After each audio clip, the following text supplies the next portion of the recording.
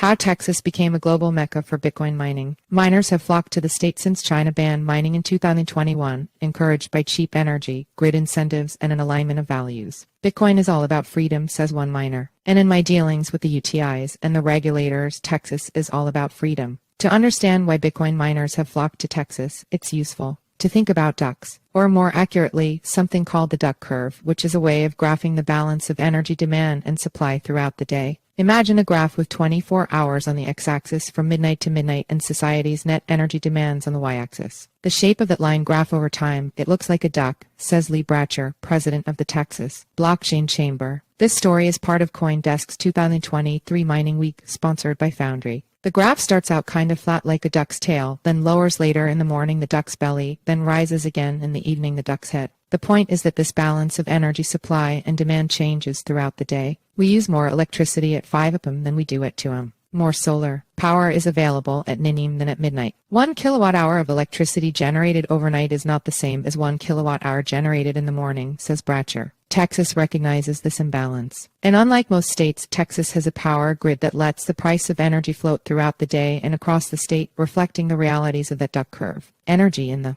plains of West Texas, which have plenty of wind and solar power, but not many homes or office buildings, costs less than in Houston. This sounds obvious and commonsensical, but the power grids in most of the nation keep the price heavily regulated and relatively speaking more or less constant. Texas has an abundance of cheap renewable energy, and the duck curve presents an opportunity for Bitcoin miners. They can reduce their energy demand when supply on the grid is short, or they can sell excess power that they don't need. The Texas Power Grid, called ERCOT for Electric Reliability Council of Texas, offers credits to the companies that offers additional revenue on top what they can make in rewards from verifying Bitcoin transactions. Bitcoin miners are unique in that they're geographically agnostic, says Bratcher. They're flexible on when they run, flexible on where they consume power. Miners are incentivized to set up shop where the power is cheap, which just happens to be where land and space is abundant. They can mine at night and chill in the afternoon. Wasted power is cheap power, says Bratcher. Sometimes wasted power is free power. This is why ERCOT has lured Bitcoin mining companies like Core Scientific, Genesis Digital Assets, Riot, and Marathon Digital into the state. The gold rush began when China banned mining in 2021, and while the pace has slowed, the growth remains steady. Mining in Texas definitely continues to grow. There's continued investment every single day in the state of Texas, says Adam Sullivan, the president of Core Scientific, which now has 70 full-time employees in the state, including its corporate headquarters. Power, purpose, and people. Texas brings other benefits. Sullivan says that when the company evaluated which states to invest in, they asked 3 core questions. 1. Are they welcoming to business? 2. Is it a stable power grid? 3. Is there a pool of labor? Texas checked off all 3 boxes, says Sullivan.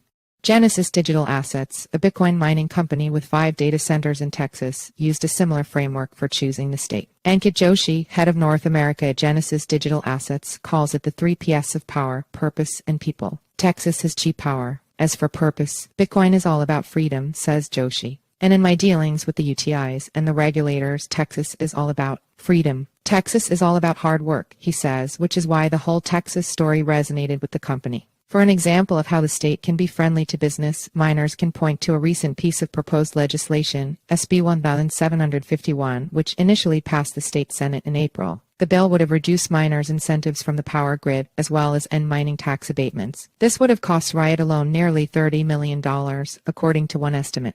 After the bill passed the Senate, the mining industry met with politicians and made their case. The regulators in Texas have been very open to working with Bitcoin miners, says Sullivan. They recognize the benefits that we bring to the grid. A month after the bill passed in the Senate, it died in the House, and the miners rejoiced. These benefits to the grid can be confusing and often misunderstood. How voracious Bitcoin mining is messing with Texans, reports The Week. From Bloomberg, the notoriously energy-intensive industry's Texas operations can consume more than 2 gigawatts at their peak, enough to power about 400,000 homes. It's true that Bitcoin mining gobbles up an enormous amount of Texas energy, about as much as the city of Austin. Texas miners would respond that these facts are not incorrect, but are missing the point. Bratcher tries to put it in perspective. In the heat of the summertime, he says Texas in total has a peak demand of around 80,000 megawatts. Bitcoin mining consumes around 2,200 megawatts, or about 3% of the entire state. This is a lot. Now, that would be concerning, says Bratcher, except for the fact that Bitcoin miners are on whenever we want them to be and off when the prices go high. This goes back to the duck curve. In periods of peak demand like the head of the duck, Bitcoin miners can give back supply to the system.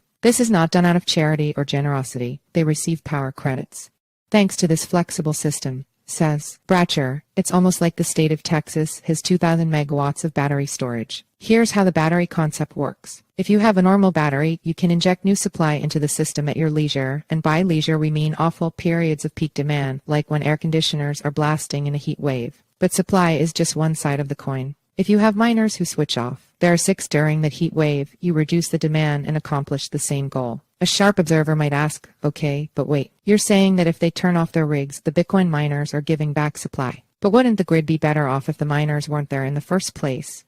Or to be more cheeky, the battery concept is like saying that if an arson leaves the neighborhood, they improved its fire safety but probably shouldn't be given a medal. Bratcher is ready for this pushback. That's not accurate, he says. If that demand isn't there in times of low demand, the generation won't be there. In other words, Bitcoin miners are giving a reason for wind and solar power companies to operate in the empty plains of West Texas ethereum at the bottom of the duck curve.